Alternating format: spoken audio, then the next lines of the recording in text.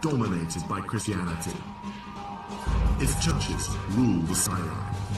Its faithful pack the streets. Every year, thousands of pilgrims from across the world flock here to worship a place that is truly the beating heart of the Catholic faith. For many, Rome's status as a holy city begins with Christianity, but in fact, its origin as a sacred site owes everything to its pre-Christian past.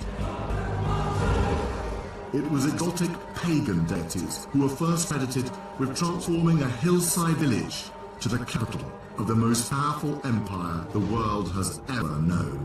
These were the gods of thunder, love, war, and wisdom, who dominated the city for 1,000 years and held its fortune in their hands.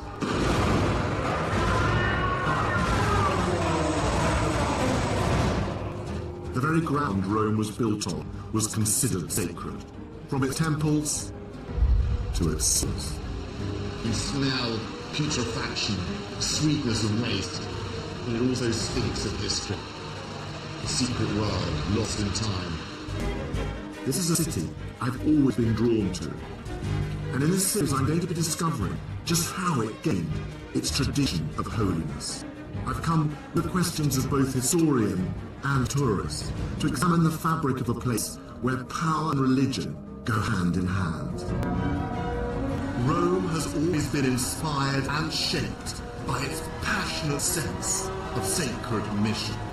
Popes and emperors, kings and consuls have all believed they served a higher purpose, to fulfill the will of the divine. And in this episode, I'm going right back to Rome's pagan roots, to a world of empires won and lost, holy ambitions fulfilled, a place where signs from heaven could change the course of history, and men became gods. I want to find out just how this once marshy wasteland became one of the world's holiest cities.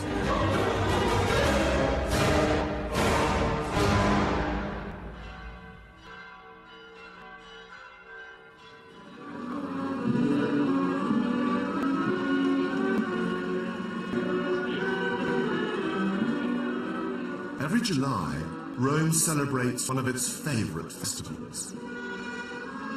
It's a Catholic celebration in which a statue of the Virgin Mary gets a tour of Rome along the river Tiber. And she's off.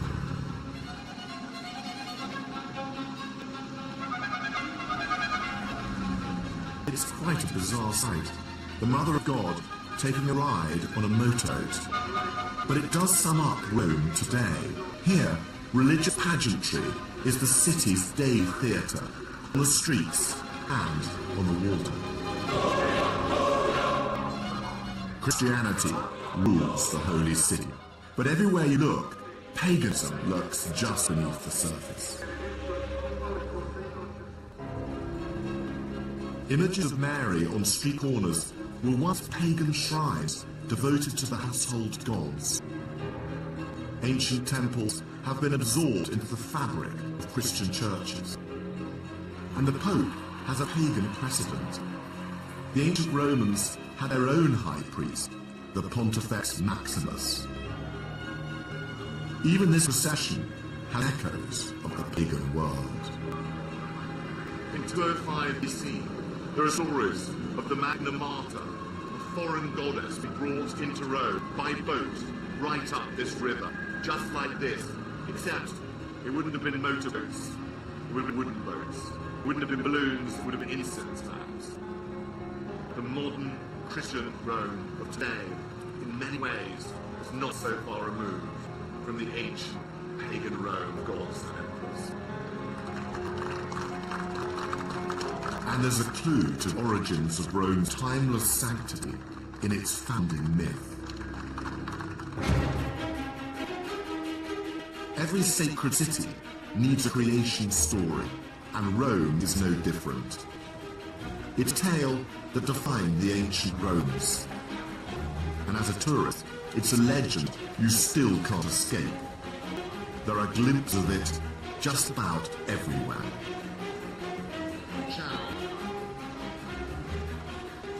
And here it is, two children suckling a she-wolf. It's a timeless vision of human dreams and nightmares. Lupine ferocity meets maternal nurture. It sums up everything the Romans want to believe about themselves and their city's destiny. According to myth, Rome was founded in 753 BC by the twin brothers Romulus and Remus.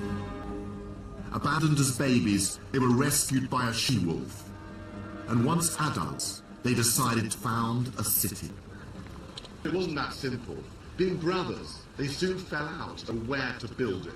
Romulus wanted to build it on the Palatine Hill. Remus wanted to build it on the neighbouring Aventine Hill. And to make the right decision, they decided to consult the gods. Signs from heaven were sent to each brother in the form of vultures. Remus saw them first, 6 birds over the Aventine, but Romulus saw more, 12. Each brother claimed the gods favoured him. It was a rivalry with fatal consequences. Romulus started to build walls around the Palatine to mark the boundaries of his new city.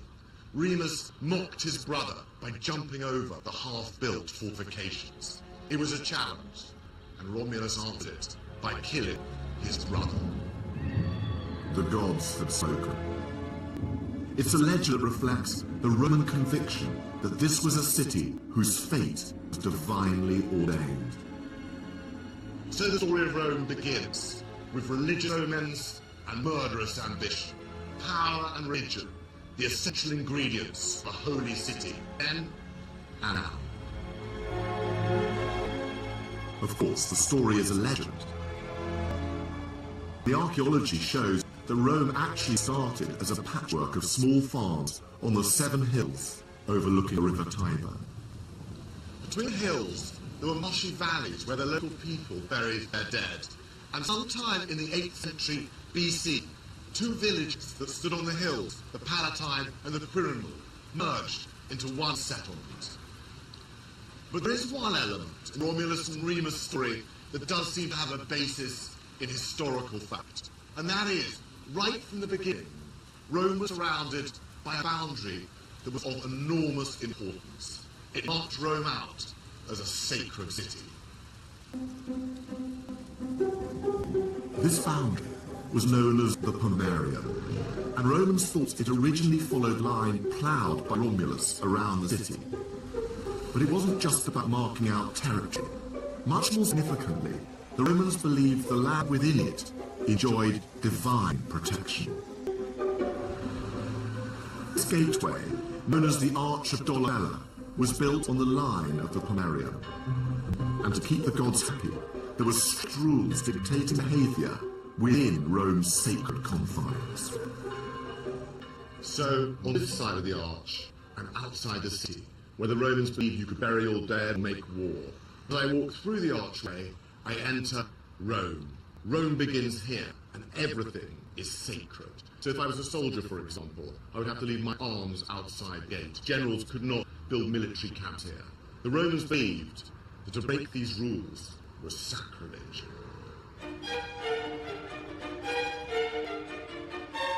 And this idea of what is and isn't sacred space has influenced the way the entire city has been laid out. It's why one of the main thoroughfares into Rome, the Appian Way, is lined with tombs. But only up to a certain point. They stop the moment you enter the city itself. It's also why the tombs of the early Christians, catacombs, are on the outskirts and not in the... Space in Rome wasn't just what you saw around you, it also extended beneath your feet, right underground. Deep below Rome is one of its most secret and holy sites. It's a network of sewers, but they weren't just to wash away the effluence of the Romans. Like everything else in the city, they also had a sacred past. They were said to be the brainchild of one of Rome's earliest rulers, Tarquinius Priscus, 5th monarch of the city. and one of a line of kings who ruled here. Entrance to the sewers is in the Forum of Nerva, and it's here I met up with Mark Brady, for whom they are personal passion. Truly an elegant look from the Dolce Vita. The sewers are still in use today, so precautions have to be taken. How do I look? I think we're ready to face the effluvia of the ancients. But I quickly realized that penetrating these fecal caverns wasn't going to be easy. No way. I don't think I can go down there. I hate to tell you this. I'm mysterious. No. Nobody's ever fallen down there. Don't like the look of it.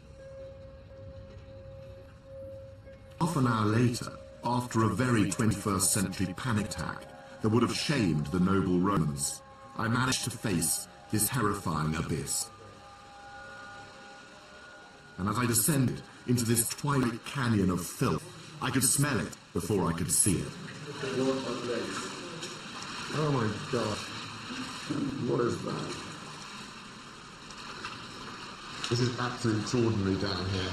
Yes, I mean, these are terribly, terribly important.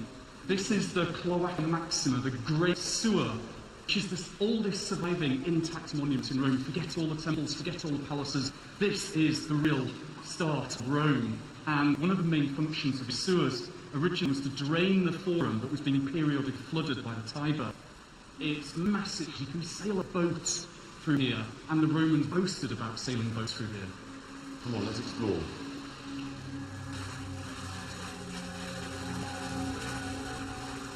This extraordinary sanitation system was built right back in the 6th century BC, and its tunnels stretched for miles and miles.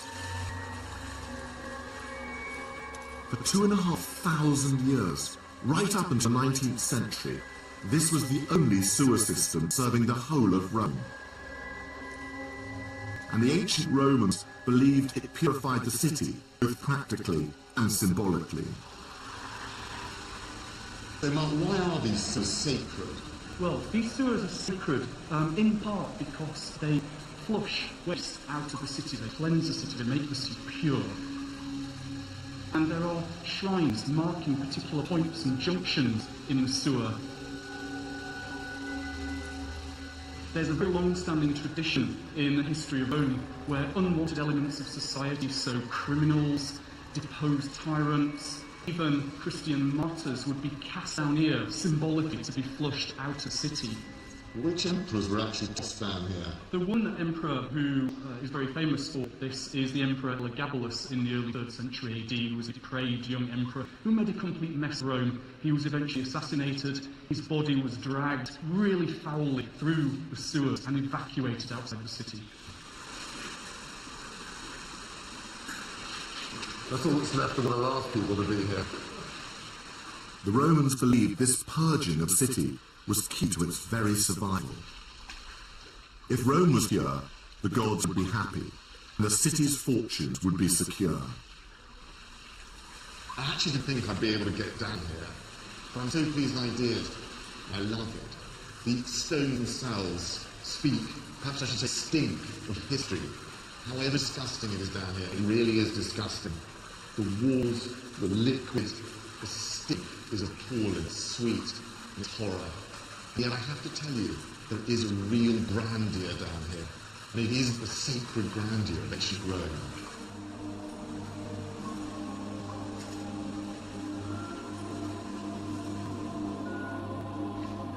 This splendid subterranean world has shown me that right from its inception, Rome was regarded as a holy city, above and even below the surface. My God, how lovely. Sunlight, air. Goodbye, ancient tunnels, Rome.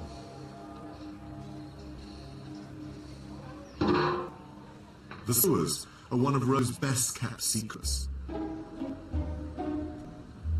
But they have an unexpected link to one of the city's most popular tourist destinations that might not please the thousands of people who come here. The famous Bocca della Verità, the mouth of truth, has been linked since the Middle Ages to a tradition that if an unfaithful lover put his or her hand in the mouth, it would be bitten off. In Roman times, it wasn't a good idea to put your hand in the hole, whether you were faithful or not. This is, in fact, a monumental sewer cover, decorated with the face of Oceanus, god of the oceans. The risk was not so much from infidelity as from infection.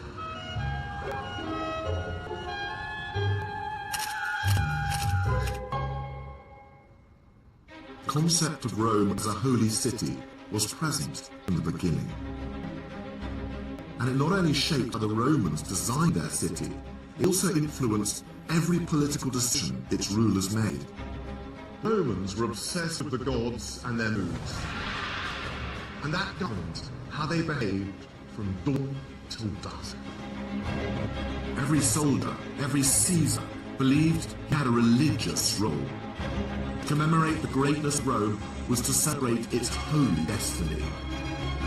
In this city, religion and politics were inseparable bedfellows. Nowhere is this marriage of sacred and secular more blatant than here, at the Forum, the heart of pagan Rome. It was first built in the 6th century BC as a civic centre, after the sewers were established and the land drained. And for 1,000 years, it was the centre of Roman public life.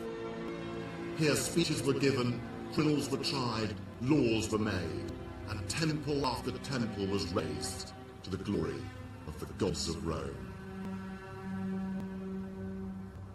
According to legend, this was home to another king of the city, whose influence shaped the earliest traditions of Roman life.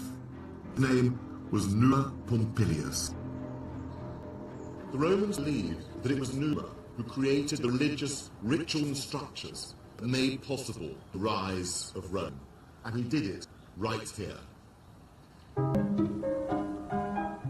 When you visit the Forum the first time, you're both dazzled and bewildered. It's a mishmash of architectural fragments from different ages. There are traces of temples built and rebuilt, layer on layer of Roman history. Much of what stands here today belongs to the time of the emperors, the last leaders to make their mark. But the origins of the site can be dated right back to the period of the Roman monarchy. King Numa was said to have established 4 colleges of priests with very clear responsibilities that were not just religious, they were also political. And without their say-so, the entire routine of Roman politics would grind to a halt. All buildings in the Forum, public or private, were dedicated to the gods. And all political decisions had to be made on sanctified ground, from holding elections to passing laws. So it was a group of priests known as the Augurs who had the final say over planning decisions. This was the Senate House, but it was also something called a templum, a sacred space. The Augurs would consult the heavens to approve the site and then map it out with holy staffs. It was as if the Houses of Parliament stood on a sacred rectangle. And if a space wasn't sacred, decisions weren't valid. At the opposite end of the Forum was the Regia. It was a royal residence, originally thought to be the palace of King Numa and the seat of secular power. But it was also the centre of religious control. This was once the headquarters of the Pontifex Maximus, the high priest, the supreme religious authority of Rome. Pontifex Maximus literally means the greatest bridge builder. He was the bridge between gods and men. He regulated the rituals of Roman life and the divine law, and this gave him considerable political authority. But he was also master of the Vestal Virgins, and right next door to his headquarters was their house and temple. The Virgins were priestesses of Vesta, the goddess of the hearth and home, who had a special link to the fortunes of the entire city. The Vestal Virgins were chosen at the age of 6 for their moral and physical perfection.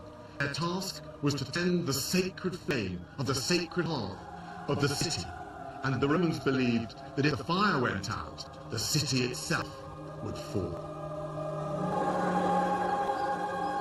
The whole forum was a place where religious practice ensured Rome's political decisions had divine backing.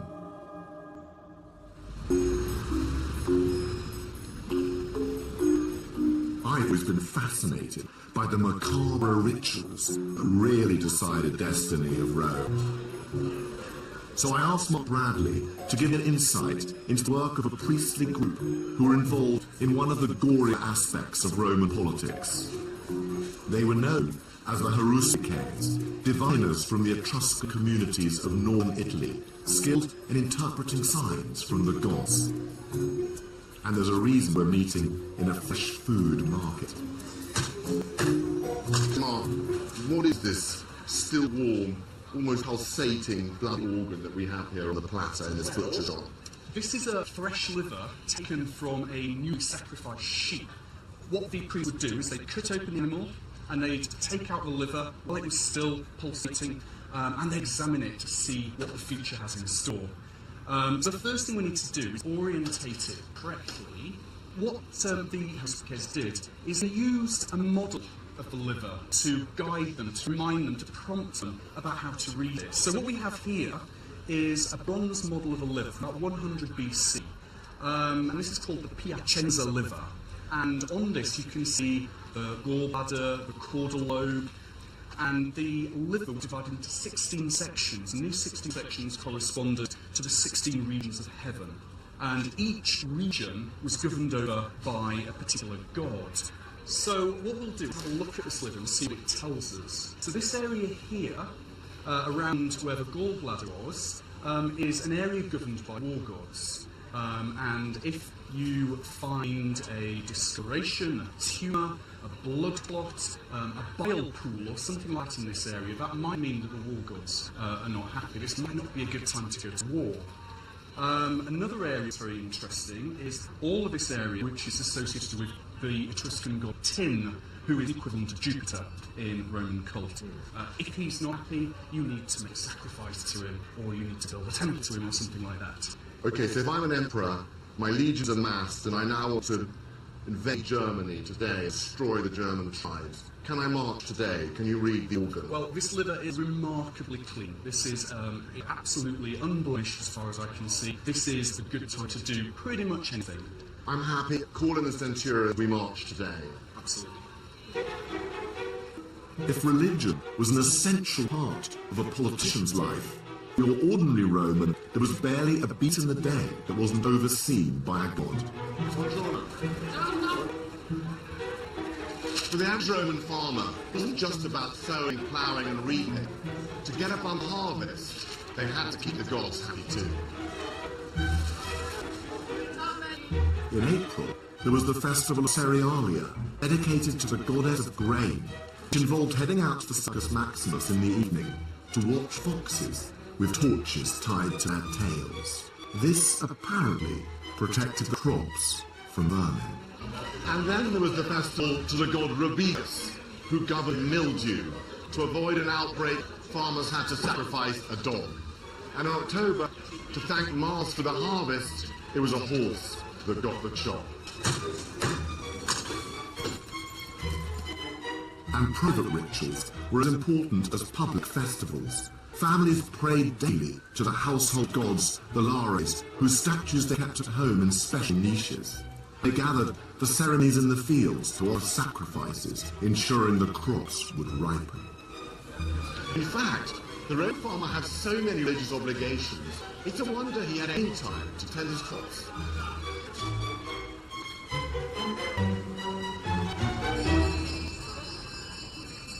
The religious structures and practices said to have been established by King Numa largely formed the basis of Roman religion for the entire first millennium of Rome. But in 509 BC, a political crisis broke out. A group of aristocrats rebelled against the king, Tarquin the Proud. They overthrew him and established a new political system. Rome would no longer be ruled by one man, but by the Senate, an assembly of its leading citizens. the Roman Republic was born. But whatever ideas drove the change, religion remained at the heart of the new regime. Indeed, the more successful Rome became, the more sacred the city.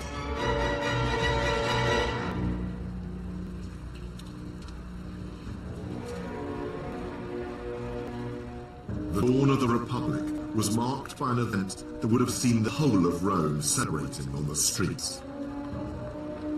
It was the dedication ceremony of a building that once stood here on the Capitoline Hill, the single most important temple ever erected in Rome. On the 13th of September, 509 BC, this spot above the Forum would have been packed with people.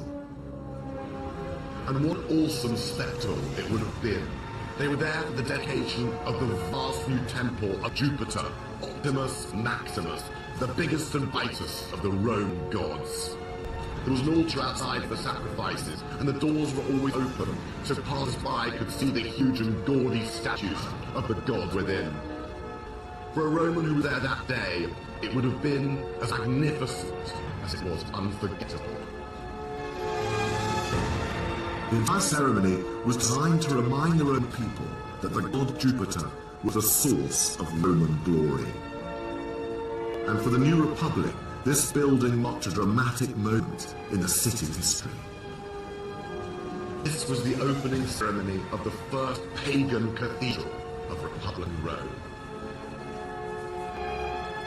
The only surviving sections of the temple are now in the Capitoline Museum in their original position. Matthew Nichols believes it's a building that encapsulates the sacred ambitions of this new regime. What we're looking at here, Simon, is a wall that forms part of the foundations of the Temple of Jupiter. It's the temple itself, it's merely foundations that built a huge platform on which the temple sat. And how big was it? It was enormous. It was awe-inspiringly huge. You've got to imagine a podium that was perhaps the size of 2 Olympic swimming pools side by side, with the temple itself sitting up on top of that. So this dominated central Rome, this dominated the Forum. It looked down on the Forum, it looked out across the hills and valleys of Rome. It could be seen from a long way away, and it was a magnificent sight. Who built it? And what was its political significance? Its significance is really what it tells about the ambitions of the Roman state. It was linked right from the start to conquest, and the divine mission of conquest the Romans felt they had. But even though we associate this temple very closely with the Roman Republic and the many rituals of the Republic, in fact it was planned, it was conceived when Rome had kings, was ruled by a trust in kings, and the last of them, Tarquinius Superbus, was responsible for almost bringing this temple to fruition, and then his rule was blown away in the revolution. So why did the Republic adopt this very royal enterprise? Romans loved the idea that their rule and their growing empire was sanctioned by the will of heaven, that this was a mission that the gods entrusted them as a people. Even the kings were gone, the Roman people could carry that mission forth. The building of this temple marked a watershed in the history of the Holy City. It was the moment when Rome transformed from being a town of small-scale temples and shrines to a sacred capital embellished with its own cathedral.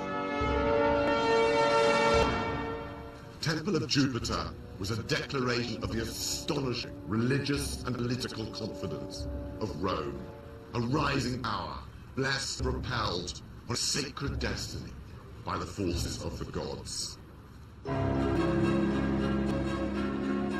And that power was consolidated by the raising of ever more temples. Their remains can still be seen all over Rome. As the Romans conquered new territories, the spoils of victory poured into the city, and since the Romans attributed their success to the gods, so the victors built more and more magnificent temples in gratitude and in celebration. Gradually, the geography of the Holy City began to resemble a map of Rome's ever-increasing empire. And nowhere was Rome's acknowledgement of the gods clearer than in one of the city's most colourful military ceremonies. When a general returned from a victorious war, the Senate voted him something called a triumph, a parade through the city. He rode in his chariot, followed by his army, by wagons heaped with booty, and by his shackled prisoners. And he ended up right here at the Via Sacra, the sacred way, the most important street in the Roman Forum. Imagine the excitement. The general wearing purple and gold, his face painted scarlet. He was dressed as Jupiter for a day, but in case the glory went to his head, a slave rode behind him in his chariot, whispering, "Remember, you are only mortal." The procession ended, of course, at the Capitol and the Temple of Jupiter, where he laid laurels at the feet of the giant statue of the god. At that moment, there'd be no doubt in any Roman's mind that the gods were responsible for the city's fortunes.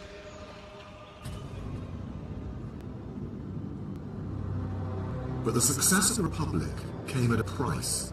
It was the purity of Rome's religion that suffered. The city's expansion into a vast empire led to an influx of foreigners from Greece to Egypt, and with them came their gods. Rome's senators could have suppressed these new divinities and stayed faithful to their own, but they took a more pragmatic approach. Foreign gods like Isis and Serapis were absorbed into the state religion, and in the 3rd century BC, one was even imported to try and avert disaster. In 205 BC, Rome faced one of its gravest crises. For almost a century, the city was engaged in a power struggle for control of the Mediterranean. Its enemy was Carthage, led by the brilliant commander Hannibal. And it was a threat that led to the introduction of one of the most flamboyant and exotic new goddesses to the city, just in the nick of time. Rome's very existence was in peril. Strange portents and mysterious hailstone storms threatened danger, and in that panic, the Romans decided to consult the Sibylline books, sacred texts kept in the great temple of Jupiter. Their advice was clear. In order to avoid defeat by Hannibal and the Carthaginians, the Romans must import a foreign goddess from Asia Minor. Her name was Magna Mater, the Great Mother, and her arrival in the city and her acceptance as one of its official gods, that alone would help save Rome.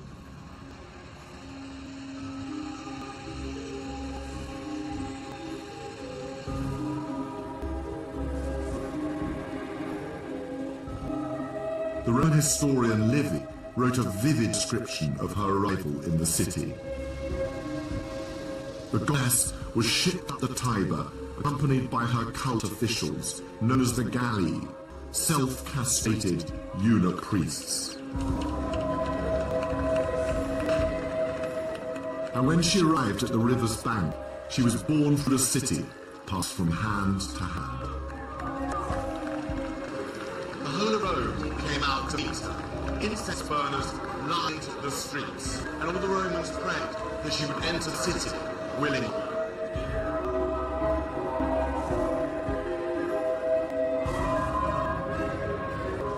It seems Rome hasn't changed as much as you might think.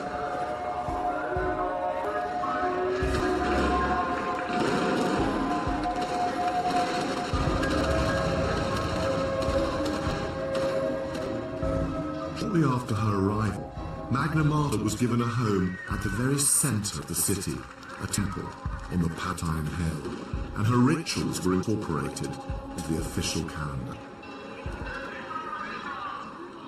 3 years later, Hannibal was defeated.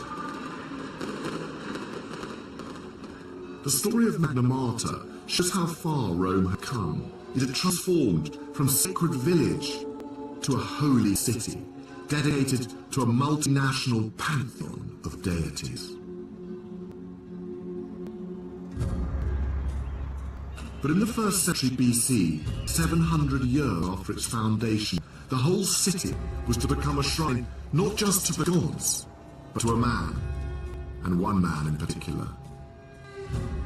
It was an innovation that had its roots in the rule of one of Rome's most outstanding leaders, Julius Caesar.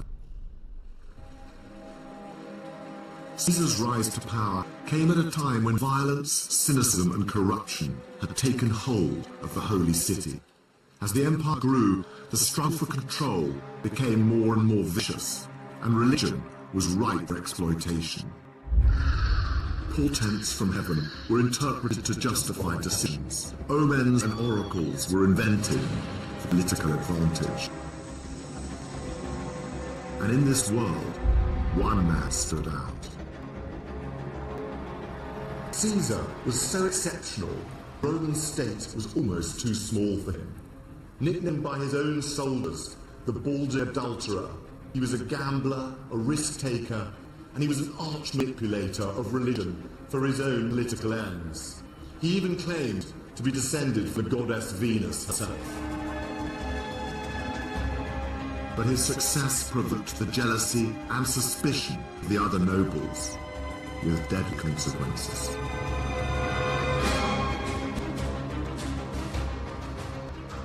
This lone square is the closest you can get to the spot where Caesar was murdered.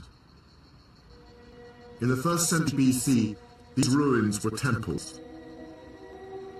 And on the Ides of March 44 BC, Caesar was passing here when he was stabbed by a group of conspirators. At first, he fought back, but when he saw among the assassins was Brutus, his mistress's son whom he adored, he gave up. His murder was meant to save the Republic. In fact, it just accelerated the end of the dream. With Caesar's successors, Rome would no longer be ruled by the Senate as a republic, but by a single ruler as an autocracy. And with this new political order came an innovation in Roman religion, which would once again have a huge physical impact on the holy city and on the daily lives of the ordinary people who lived there. The emperor wouldn't just be the most powerful political leader in the Western world. He was about to become the son of a god.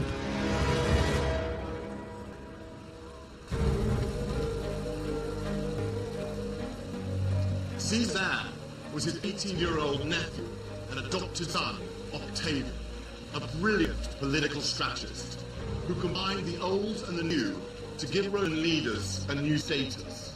They were no longer just generals and priests, they could also be gods. After Caesar's death, Rome was thrown into chaos, and a fight for power ripped the city apart.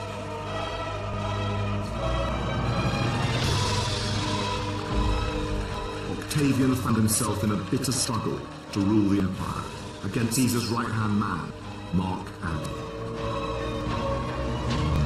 Mark Antony allied himself with the irresistibly vampish and hugely ambitious Queen of Egypt, Cleopatra. Together, they embraced an Eastern version of power and religion. But Octavian cleverly used this to turn Romans against them. Antony and Cleopatra were defeated in battle and committed suicide. He by sword, she by snake. And Octavian became Rome's first emperor.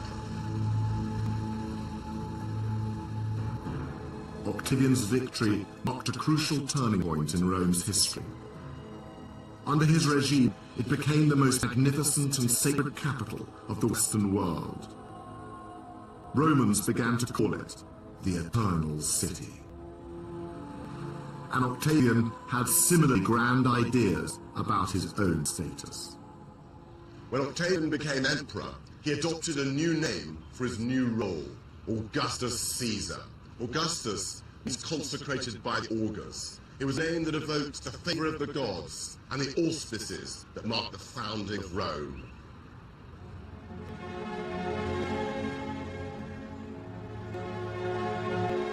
The name Caesar also linked Augustus to his murdered uncle Julius.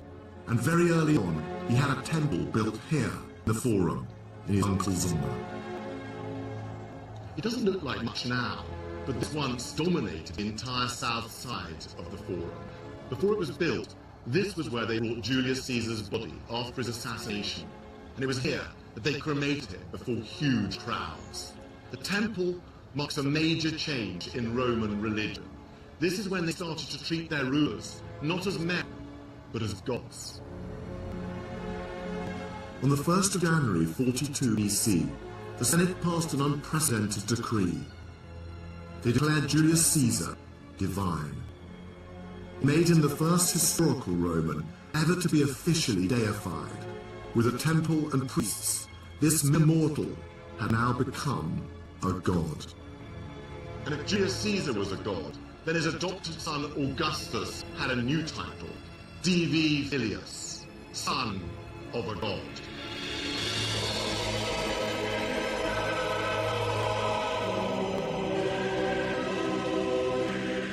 Augustus's desire for divinity wasn't satisfied by a title alone. He spent the next 4 decades taking steps to gradually tie Roman religion not just to the city of Rome, but to a single person, the emperor. And he did it through a vigorous program of rebuilding and religious renewal. He reinstated ancient religious festivals, rebuilt crumbling temples, filled vacant priesthoods. He claimed he was restoring Rome's ancient past to please the gods. What he was really doing was making Rome his own. Augustus subtly co-opted new powers, taking on the mantle of all the major priesthoods in Rome, culminating in 12 BC when he declared himself Pontifex Maximus. 5 years later, he divided the city into new districts. And on every street corner, he built a shrine. In his meticulous way, he was altering the whole focus of Roman worship. Very few traces of these ancient shrines remain, but there's one in the Vatican Museum. It's tucked away from public view in the Pope's own private gallery. And its carvings show just how the shrewd Augustus was shifting the object of Roman worship from the gods to himself and his own family. Questo è un altare dove probabilmente venivano fatti i sacrifici a una divinità. Questo è un altare molto importante perché nella sua non grandi dimensioni ha 4 scene di tipo propagandistico riguardo ovviamente Augusto e la sua genealogia. So what are the images on it? Questa è una scena di sacrificio dove Augusto è nella veste di sacerdote sacrificale. Sacrificio è importante, antica Roma, perché era ciò che connetteva l'uomo alla divinità. Per cui in questo caso Augusto è il tramite tra il popolo romano e le divinità. And Augustus's family connection to the gods is even more explicit in another scene. Questa immagine in particolar modo rappresenta Cesare. Questo altare in particolare ci ricorda che Cesare è diventato una divinità, è quello qui che con il suo carro, sulla sua quadriga, vola verso il cielo. Il cielo qui è diventato questo personaggio con la veste sopra la testa, tonda. What Augustus want the people who saw the shrine to believe? Questo è un momento che riesce in qualche modo a focalizzare l'azione di chi lo guarda nei confronti di Augusto e della sua famiglia. Augusto, più di altri, meglio di altri, ha usato la religione per spiegare, diciamo così, al popolo il suo potere. E questo passaggio dallo stato terreno allo stato divino. Questo serve perché la gente, il popolo comune, dia ad Augusto una sorta di velata divinità. By putting images of his deified ancestors on shrines all over Rome and encouraging sacrifices to them, Augustus was making a bold statement. Augustus was inviting all ordinary Romans to take part in the creation of a new imperial mythology. The city of Rome had been indelibly stamped with the divine claims of one family, one ruler. Augustus set the tone for the emperors who came after him. During his life, he was the sole religious authority in Rome. On his death, by vote of the Senate, he too was declared a god.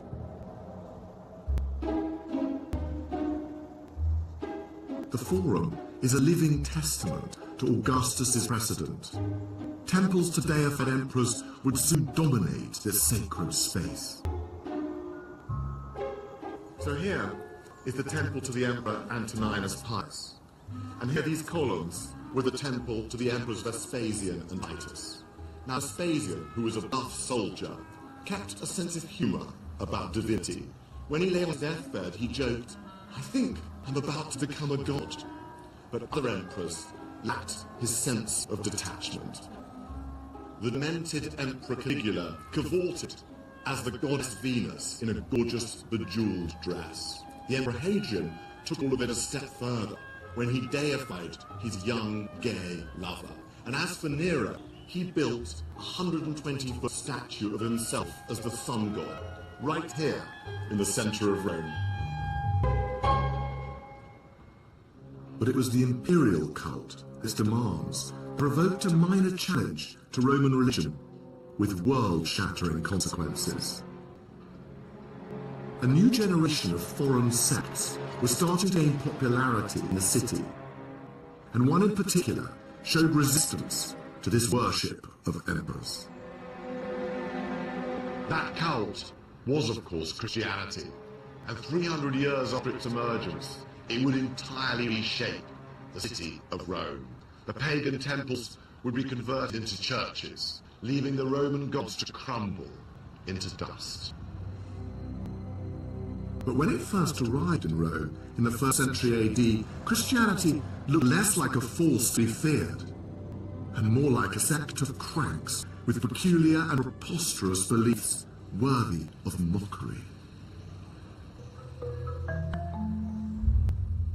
And there's a glimpse of just how unthreatening the pagan Roman initially thought the Christians were in a rare piece of ancient graffiti uncovered by archaeologists in the 19th century. So here it is. It's very small and it's very hard to see, but I find it absolutely fascinating.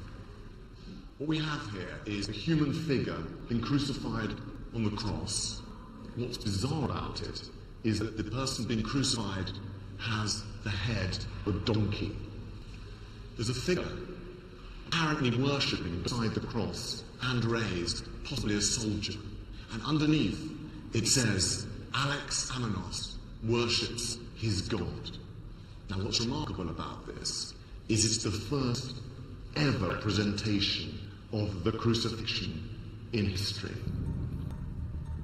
What's interesting is that it's clearly not by a Christian at all, but by a pagan Rome.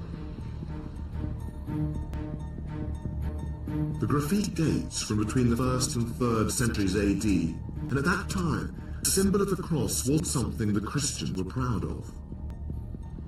Crucifixion was a shameful death, the method of execution for the lowest criminals, like showing someone's day with a noose around their neck. In the earliest Christian art, the cross doesn't appear at all. So this pagan graffiti artist is deliberately mocking and insulting Christian worshippers. To show Jesus with a donkey's head is the cruelest cut of all.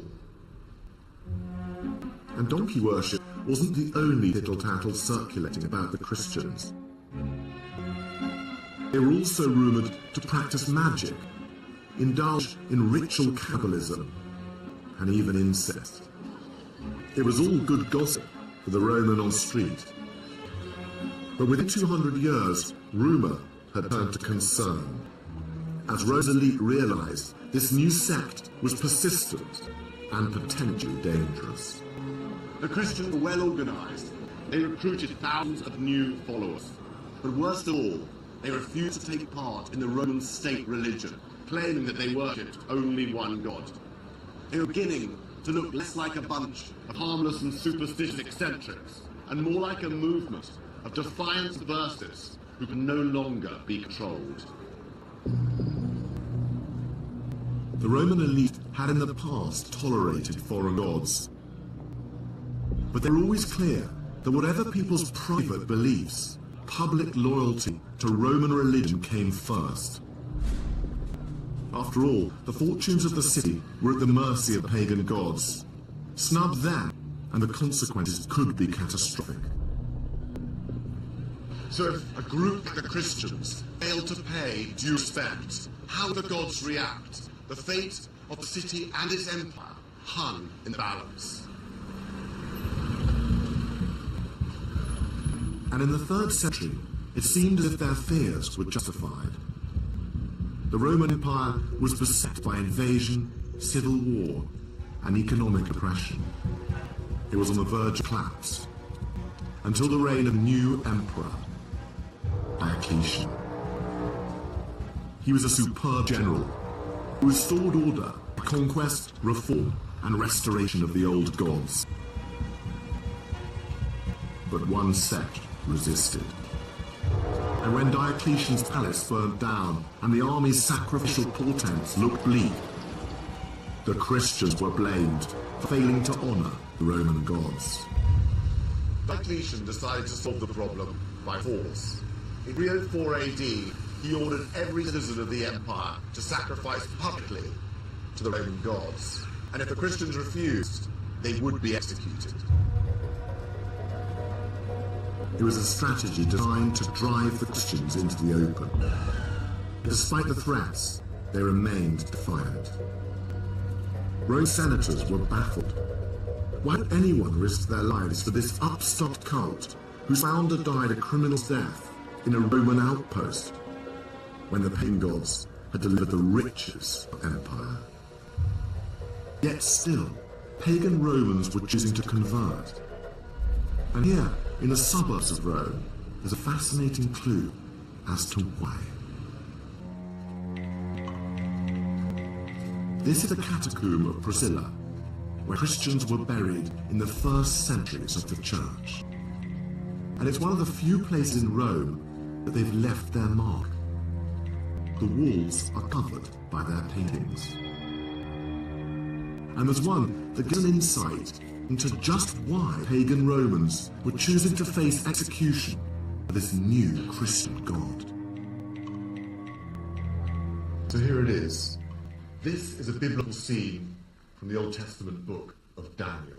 And it tells the story of these three Jewish characters who were in exile in Babylon from Israel. They refused to pray to the image of the king of Babylon, Nebuchadnezzar. And as a result, they were sentenced, as you can see, to die horribly in this fiery furnace. Parallels for Christians facing persecution in Rome were clear. But there's a twist to the biblical story which gives this image another dimension. What's surprising about this is that if you look closely, these characters are praying, but they're not burning. The book of Daniel says they were able to walk unscathed among flames and emerge entirely unharmed. Their God had saved them. But for Christians, this had another layer of meaning. The Christian God would not only save Christians from persecution, he would also save them from death itself. Christianity offered eternal life. And this belief in eternity had huge appeal in this pagan city. For your average Roman, life expectancy was only 29. Today it's a place dominated by Christianity. Its churches rule the skyline. Its faithful pack the streets. Every year, thousands upon thousands of pilgrims from across the world flock here to worship in the place that is truly the beating heart of the Catholic faith. For many, Rome's status as a holy city begins with Christianity, but in fact, its origin as a sacred site owes everything to its pre-Christian past. It was exotic pagan deities who were first credited with transforming a hillside village to the capital of the most powerful empire the world has ever known. These were the gods of thunder, love, war, and wisdom, who dominated the city for 1,000 years and held its fortune in their hands.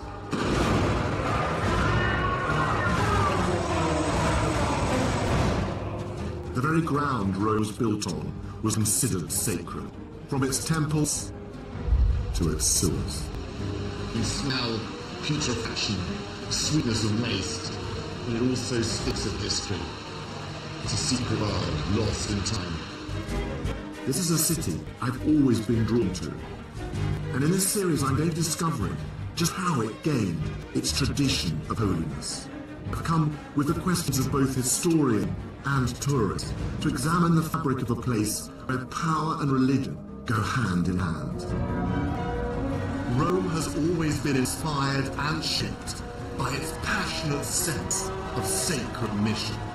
Popes and emperors, kings and consuls had all believed they served a higher purpose, to fulfill the will of the divine. And in this episode, I'm going right back to Rome's pagan roots, to a world of empires won and lost, holy ambitions fulfilled, a place where signs from heaven could change the course of history, and men became gods. And to find out just how this once marshy wasteland became one of the world's holiest cities.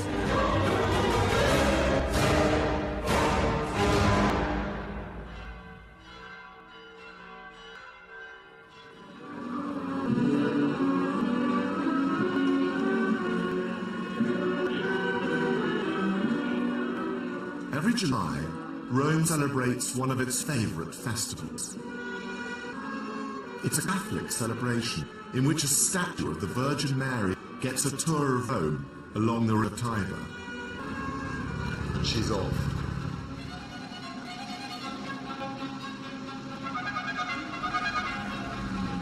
It's quite a bizarre sight, the Mother of God taking a ride on a motorboat. But it does sum up Rome today. Here, religious pageantry is the city's daily theatre, on the streets and on the water. Christianity rules the holy city, but everywhere you look, paganism looks just beneath the surface. Images of Mary on street corners were once pagan shrines devoted to the household gods. Ancient temples have been absorbed into the fabric of Christian churches. And the Pope has a pagan precedent. The ancient Romans had their own high priest, the Pontifex Maximus. Even this procession has echoes of the pagan world. In 5 BC, there are stories of the Magna Mater, a foreign goddess being brought into Rome by boat right up this river, just like this, except it would have been motorboats, it would have been wooden boats, it wouldn't have been balloons, it would have been incense lamps. But the modern Christian Rome of today, in many ways, is not so far removed from the ancient pagan Rome of gods and emperors. And there's a clue to the origins of Rome's timeless sanctity in its founding myth. Every sacred city needs a creation story, and Rome is no different. It's a tale that defined the ancient Romans. And as a tourist, it's a legend you still can't escape. There are glimpses of it just about everywhere.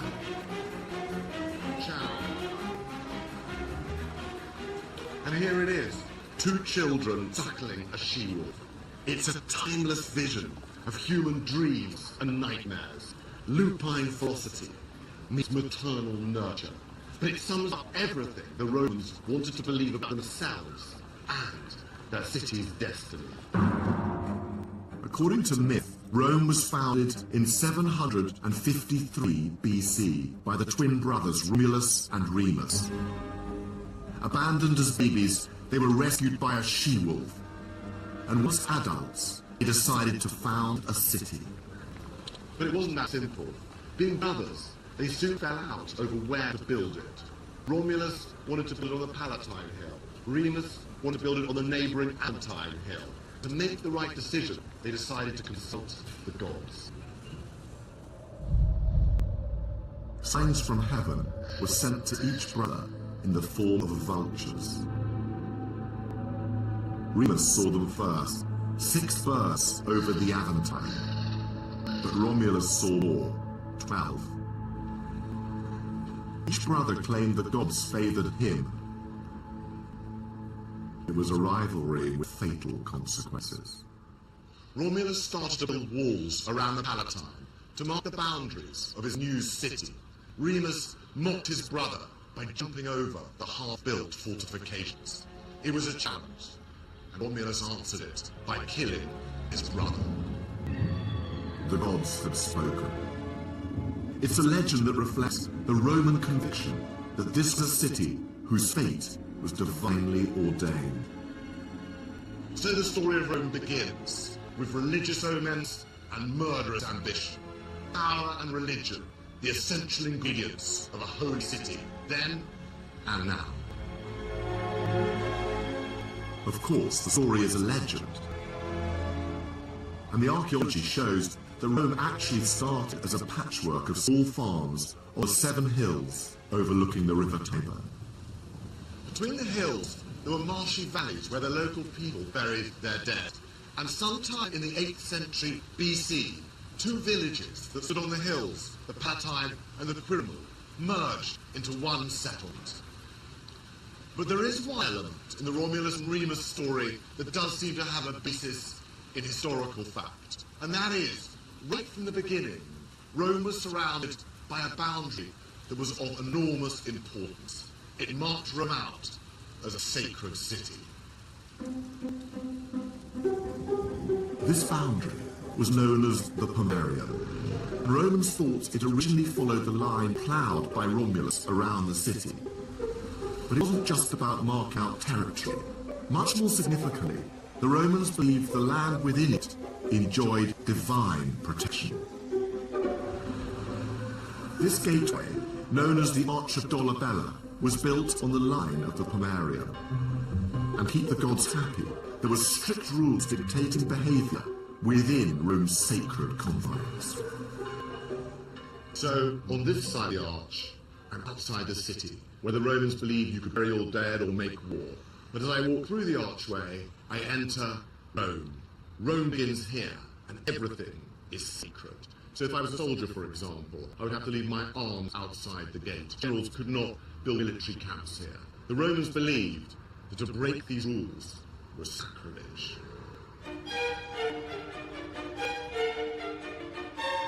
And this idea of what is and isn't sacred space has influenced the way the entire city has been laid out. It's why one of the main thoroughfares into Rome, the Appian Way, is lined with tombs. But only up to a certain point. They stop the moment you enter the city itself. It's also why the tombs of the early Christians, the catacombs, are on the outskirts and not in the...